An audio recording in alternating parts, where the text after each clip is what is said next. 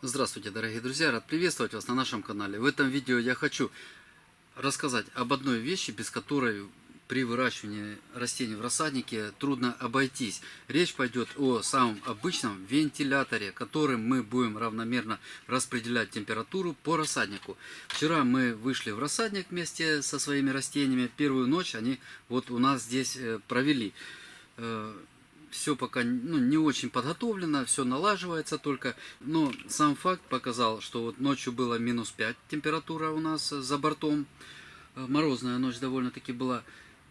У борта рассадника, с внутренней стороны, температура плюс 6 опустилась, в то время как у печки по центральному лежаку плюс 18. То есть теплый воздух туда не достает. Ну, мы-то каждый год такими вентиляторами. Вот старый у меня сломался, я его выкинул, новый сегодня поехал, просто купил. Мы знаем, как это равномерно все разместить. Сегодня мы его подвесим под потолок и на всю ночь включаем. Печка топится, воздух равномерно распределяется, растения не испытывают стресса от ночного понижения температур.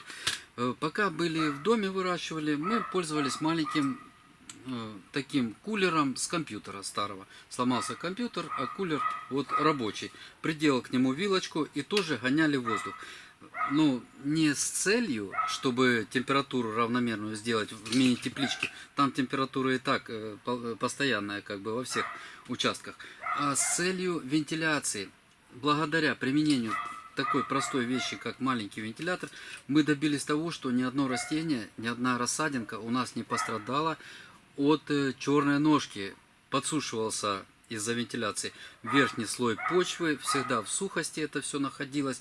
Листочки не замокали от, когда влага испаряется, на нижней стороне листьев можно обнаружить капельки конденсата и так далее. У нас растения всегда были в сухости, и поэтому я считаю, что как в доме такой кулер, так и в рассаднике необходимо обязательно использовать.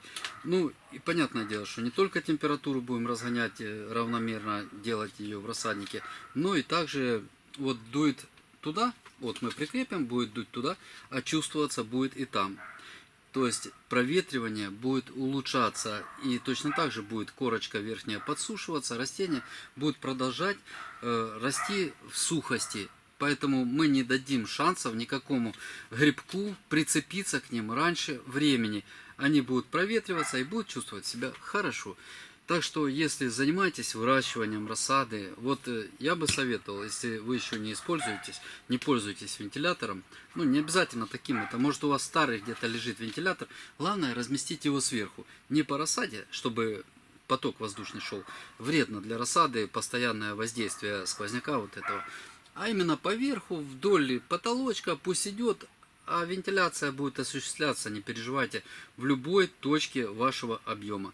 На этом видео закончу. Надеюсь, для вас оно было полезным. Спасибо за внимание. Всего вам доброго. До свидания. До новых встреч.